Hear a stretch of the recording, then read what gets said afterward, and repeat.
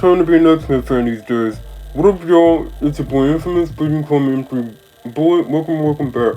Alright, I finally have time to actually talk about this now. I'm gonna compare the 90s X-Men animated series to X-Men 97. In case you guys okay, let's be honest. Some of you guys are comic book fans know, but for some of y'all that don't know, pretty much Disney revived the original 90s X-Men cartoon that aired from 1992 all the way to 1997, basically 5 years. And again, they revived the series.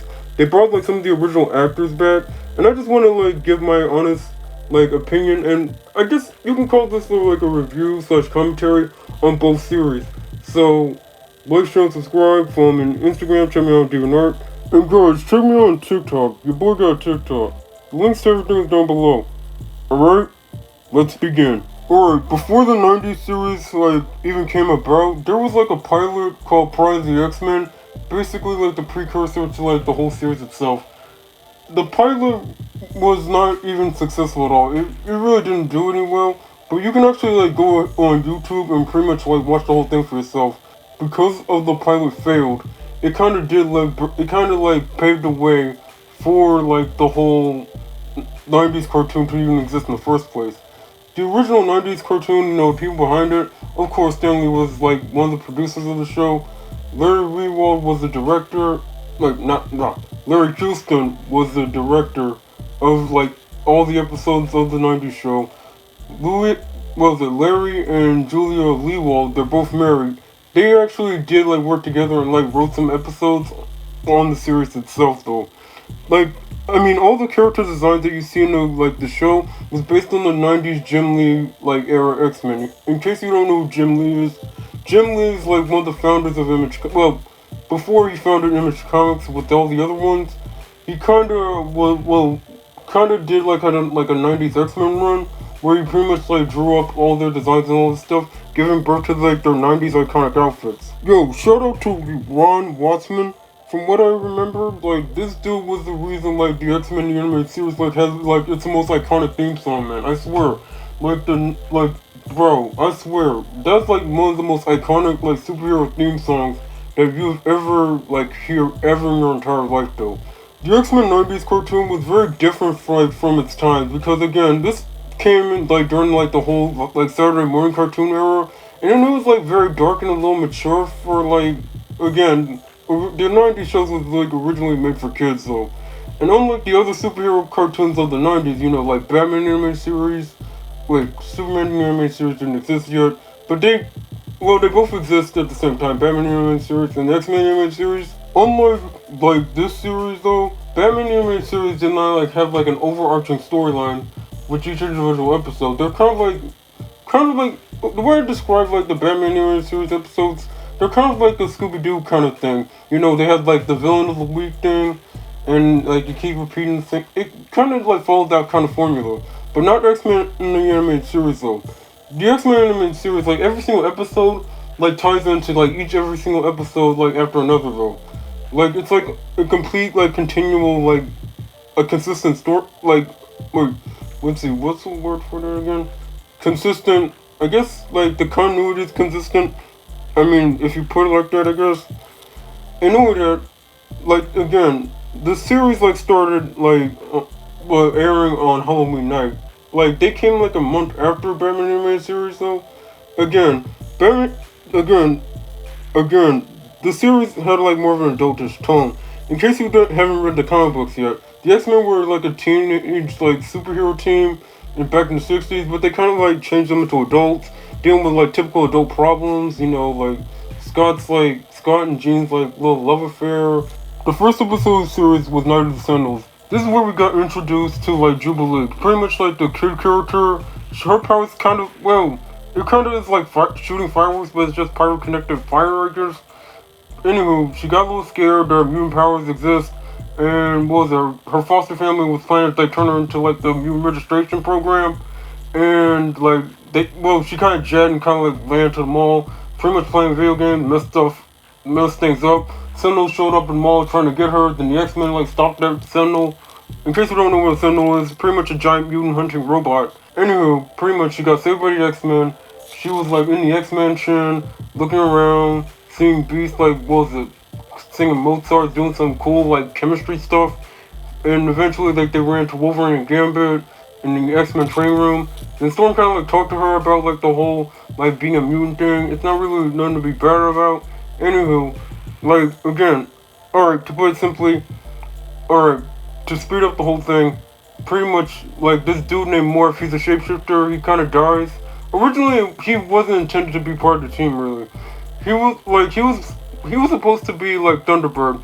He's a Native American like character, but they like scrapped that because they did not want to like kill off the only like Native American superhero in this whole thing. So they went with Morph instead. Anywho, this series kind of like is very like doldish, kind of like can get like pretty dark sometimes. Like we actually like see like consequences like actually have like real actions. Like we seen like everyone like grieving about Morph and how Wolverine was like going berserk because like the Sentinels killed Morph. He was like on a freaking warpath. Then bro, I'm telling you, they did their research. Like the people who like was working on the series did their research once it comes to the X-Men because they adapted every single storyline from the everything up to the 60s all the way to the 90s right now. Like we're talking about Days of Future Past, which have been adapted to the movies, Dark Phoenix Saga and Dark Phoenix Saga, okay, which may I mind you, did well like in like the movies wise. They did try to adapt the Phoenix Saga twice, but that didn't even work at all. But the point is, man, like they adapted every single thing from the comics. They did like the comics justice though, for people that actually read them. My honest opinion though, I mean there always been like a bunch of morality based questions like who's right, Magneto or like there are like episodes where Magneto is kind of right about everything. Like everything about humanity, how like the whole peaceful coexistence between human and mutants don't even work. And I gotta admit though, my favorite villain in the original series, I mean there are a bunch of villains like Apocalypse, again Magneto, the Sentinels, and let's see, I guess sometimes they deal with alien threats, but like my favorite villain, like of all of them, is Mr. Sinister. Pretty much like Mr. Sinister is like the mad scientist type guy who basically like experiments on mutants. He tried to kidnap Scott and Jean to basically like make them like have like some sort of kid to like produce like an army of like super cool, powerful mutants and stuff that could well be as slaves and stuff. And like this series like can be pretty wild sometimes. Then they had to like I remember them dealing with a guy named Mojo. He's pretty much like an interdimensional, like, I guess like psychotic TV producer kind of, that kind of like feeds off ratings. The X-Men as a whole, as a franchise, have always been like a metaphor for like any social like issues that's going on, whether it's from racism, homophobia, and every single political problem that's going on in the United States, man. I mean, it's always been seen as a metaphor for that. It always has been. I mean, if you watch like the 2000s movies, guys, I'm definitely gonna I'm gonna need to rewatch like the 2000s X-Men movies or all the other X-Men movies. Probably do my review on them and my take on them later. But anywho, the X-Men have always been like a good metaphor for those type of things and those type of themes. And the 90s X-Men series like really did really put like those type of themes and execute them perfectly in my opinion. In my honest opinion though, I think Jubilee is pretty much like the main character of the whole series, to be honest. Like, it all started with her in the first place. I mean, we got introduced through the X-Men team through her though. I mean, like, you know that she did got some like major character development throughout the whole series. I mean, not saying that the other characters did not have any character development, but in my opinion, again, I think that Jubilee really is the main character of the whole thing. Alright, time to wrap this up. Pretty much, like, Xavier was attacked by Henry Peter Gyrich. The professor is badly hurt, and everyone around the world, everyone is, like, fearing, like, an invasion, that Magneto is about to rise up, and, like, pretty much, like, launch a war on humanity after, like, they attacked Charles. The X-Men try to, like, get him to, like, pretty much help Xavier out. The X-Men's plan was to reach Lilandra, the princess of the Shi'ar Empire, to basically, like, help him, like, take him off of Earth. Take him away from Earth and pretty much like, I don't know, get him some medical help there because the medical technology they got on Earth, not that good, but the Shi'ar might be able to help him. So Magneto kind of like left like that whole like, kind of left like the whole take over the world, launch a war on humanity thing, and pretty much like go to help Charles out, basically boosting his brain power a little bit, so that way he can reach a telepathic message to her. Magneto came and pretty much like took Professor X. Before like he even left, he like gave like a really good speech.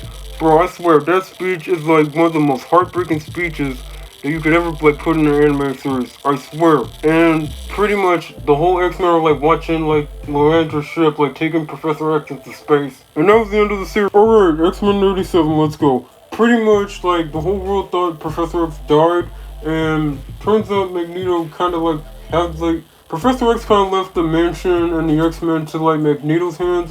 Like Magneto's kind of leading the X-Men. There was like a little trial about like what was it, him committing all his crimes and all that stuff.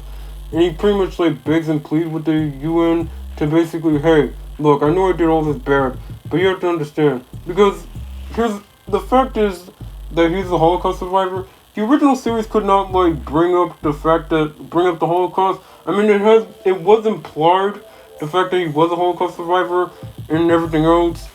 And again, like, what was it? There was a mutant extremist guy that basically like shot Storm, pretty much zapping her powers away. She kind of like left the team for a little bit. Okay, one thing I like about X-Men 97 is like, I mean, it kind of does like retain the charms of the original series. In my opinion, though, I mean, we live in a remake area where everything, like every IP, intellectual property, in case you don't know, is always being like brought, like what was it? Always being like brought and like basically brought back, but they never tend to like do good. Like most remakes or like I don't know reboots of certain movies, TV shows, they don't tend to do good. But X-Men 97, it kind of live up to the hype, and know that it kind of does justice for like for people who actually watched the 90s animated series. So there was like this new bad guy named Bastion. He's kind of like a half human, half Sentinel kind of dude. He pretty much had like a whole plan to infect everyone that's human with a techno-organic virus and basically like turn them into like kind of like human cyborgs that could fly, shoot lasers, project force fields. And they were like they're more deadly than normal Sentinels. Because unlike normal Sentinels, anyone can see that. Anyone could be a Sentinel. Like they're more discreet. And then all that we got like introduced to like a character named Sunspot. Sunspot has the ability to basically like absorb solar radiation and basically use it to super strength, fly. Sometimes he can like blast like bolts of fire out of his hands. The character originated from like the New Mutants like comic book series. Pretty much like an X-Men spin-off series. It was from the 80s. Anywho, he kind of like feeling like ashamed about being a mutant, and his family's kind of rich.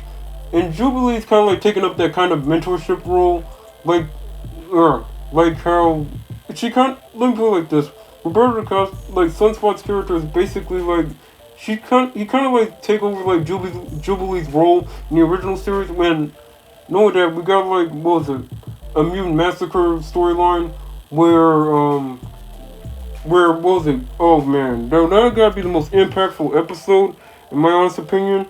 Where like what was it? Where basically Gambit dies though. Like there was like a giant sentinel that was basically zapping and killing everyone. Like a lot of people did die though. There were some people that did survive. Magneto survived the whole thing. Rogue was on a freaking rampage, man. I'm telling you, you do not want to mess with Rogue. And I mean, in the original series, like Rogue's like powers was like she can absorb people's powers. She can fly. She's super strong. But trust me, they let Rogue like shows, bro. This series like shows us like how OP like that Rogue can be or is anyway. Anywho, again, like Charles was like head in space and everything else. He was about to be married to Landra. You know, the drama was perfect, man. I'm telling you, like I swear, like the X-Men 90s, the 90s X-Men series itself and 97. I'm telling you, like this is pretty much like a soap opera for kids, in my honest opinion, though. And I gotta admit, the drama is perfect. You know that I'm glad that they portrayed Cyclops more accurately, though. I mean, they did portray him accurately in the cartoons. But I'm just saying, like the X-Men 97 Cyclops is better than any other depiction of Cyclops that is like outside the cartoons, in my opinion, though. Because like they managed to portray Cyclops way cooler now. Because like he's supposed to be the leader of the X-Men. Like he's not. Okay. Yeah, Jesus, I'm rambling. Give me a second. I mean, the live-action portrayals of Cyclops, like, it's just lame. Like, seriously, like, why would they portray the leader of the X-Men like the most cool superhero team as like a lame, boring dude. Like honestly, he's just lame. But in X-Men '97, they kind of fixed that, and they kind of did make a little jab about like the 2000s X-Men movies a little bit, where Cable said, am I going to a circus or a carnival or something?" And Scott's pretty much said, "What do you want? What do you expect? Black leather?" Now that was a callback. Now that was a good one, man. I swear. They adapted like the Zero Tolerance storyline, basically. Again, like what I just told you all about the like. Did I already? Never mind. Anywho, I mean, bro, this thing is filled with a bunch of Easter eggs and references to like a bunch of original series. They reanimated like the whole intro of the '90s X-Men cartoon. And knowing that they added like shots of like clips from the original series. There was one where let's see, what was the one? Let's see. There was one where Bishop was traveling back in time, and okay, I gotta admit though, that was pretty crazy. And all that, it kind of does we actually see characters like deal with moral problems. I mean, they did deal with moral issues with the original series, but they've really gone more in depth. But I mean, you got a question though, because you gotta question this though, like who really cares about mutants? Charles Xavier or Magneto? I mean, one hand, Magneto's ways were like harsh and untactical, but he does have some valid points though. I mean, throughout the whole series, he really do like got some valid points. Even we see Beast like not being like his typical normal self. Normally he's a guy of reason and always a little optimistic. I mean, it's rarely that we see the guy cynical. I mean, there were some moments and no, he wasn't really cynical, man. But the point is, man, like they really gave like characters like actual character development. And all that, I love how they adapt the whole Inferno storyline. That was pretty good though. I mean, instead of Apocalypse, it had to be Mr. Sinister. You know, the mad scientist guy who's obsessed with Scott Jean's DNA and all that stuff. I gotta admit, that was pretty good though. And all that, I liked the season finale where pretty much like some of the X-Men are like spread out throughout different time periods, with Scott and Jean like being like sent to the future, like somewhere in Egypt, and like the rest of the other X-Men, Beast, Rogue, Nightcrawler, and Professor X, kind of like were sent back to ancient Egypt, and they ran into Apocalypse, like before he became, before Apocalypse, I guess they're adopting the Rise of Apocalypse storyline for like season 2. Again, like the series kind of like had like a bunch of controversies about the writer Bo DeMayo being fired for some reason. I don't know what the reason was. I forgot about it. But and there was like another controversy about Morph and his like being non-binary. And there was like a little commentary on that. There's like a bunch of videos on that though. In order, I loved the storyline with Rogue and Gambit though. I mean, even though like the series have always hinted the fact that they might have been a thing this whole time, it turns out it was just like a whole like friends with benefits situation. It wasn't really official. And again, the love triangle between Rogue, Gambit, Magneto, that was perfect though. It kind of does mirror like the whole love triangle between Wolverine and Scott and Jean. Honestly, like I mean, they've always been a love triangle though. I'm talking about Scott, Jean, and Wolverine. They've always been in like a love triangle. In my honest opinion, they're gonna be the most greatest like comic book love triangles I've ever seen in comic books ever. Bro, I'm telling you, like Morph always shapeshifting to other every other Marvel character. Bro, I swear they really did like cameo. I swear the cameos. If you think the cameos of the original series was good, they really did brought up like a bunch of cameos. Like we got Mr. Fantastic, Spider-Man, Daredevil. Doctor Doom, let's see, Captain America, Iron Man, Black Panther, the Dora Milaje, the Crimson Dynamo, let's see, North Star, and Polaris, let's see, I think the Phoenix, not Jean Grey Phoenix, I think Rachel Summers, and let's see, who else, let's see, I think, did I already say Omega Red? Anywho, okay, I like what they did with Morph though. We finally like get to see more of Morph in the series because we didn't have a chance to like really know the dude as a character at all. I mean, he's goofy, he's funny, and his powers is crazy. Not only he can shapeshift and mimic like people's voices and stuff, he can also like take on their powers. I mean, he was able to like run as fast as Quicksilver the moment he transformed into him. Okay, honestly, I really did like that scene. That was pretty awesome. I mean, it's been confirmed that season 2 of X-Men '97 is like still in development and on the way. And bro, I'm telling you, the people who are making X-Men '97, they need to make at least, I don't know, 10 seasons of this. Like after 30 years of like having no closure after what happened, no. They need to give us 10 seasons of this series, man. Because I'm telling you, there's so much potential. And not only that, this is like a potential for a spin-off series. I mean, they already introduced Roberto DaCosta Sunspot, who was a member of the New Mutants I told you about. They could have made a spin-off series with, what was it? They already introduced Cannibal, another member of the New Mutants in the original series. Like, they kind of introduced him in season 5, pretty much. He has the ability to basically fly like really fast, but he's also indestructible. I'm just saying, like, there's potential in, like, making, like, a New Mutant spin-off, though. I mean, an X-Men '97 spin-off, if, like, I don't know, if it keep going up to, like, 10 seasons, they could have, like, had, like, a New Mutants TV series, though. I mean, there was a New Mutants movie, but I mean, I don't know, man. Okay, I'll definitely review some of the X-Men movies if I got time, though. Man, it is bro, I swear, in this day and age, it is so good to be an X-Men fan, man. Like, X-Men fans are being, like, fed good this year. Alright, guys, the boy gotta go. Okay, let's see, alright, we all know that the original 90s series is definitely a perfect 10. No contest, no debate, no nothing, no calculations. But for X-Men '97, it is a fresh update of, like, the 90s cartoon, and I guess a good new introduction to the X-Men again, to, like, I guess to the newer generation that have not grown up with the 90s cartoon. But I gotta admit, it is perfect, in my opinion. Alright, I'll give this one a solid 10. This is a solid 10. Bro, I'm telling you, this series basically, like, saved the MCU, in my opinion. Alright, the boy gotta go. Like, share, and subscribe. Follow me on Instagram, check me on Deviantart. The links to everything is down below.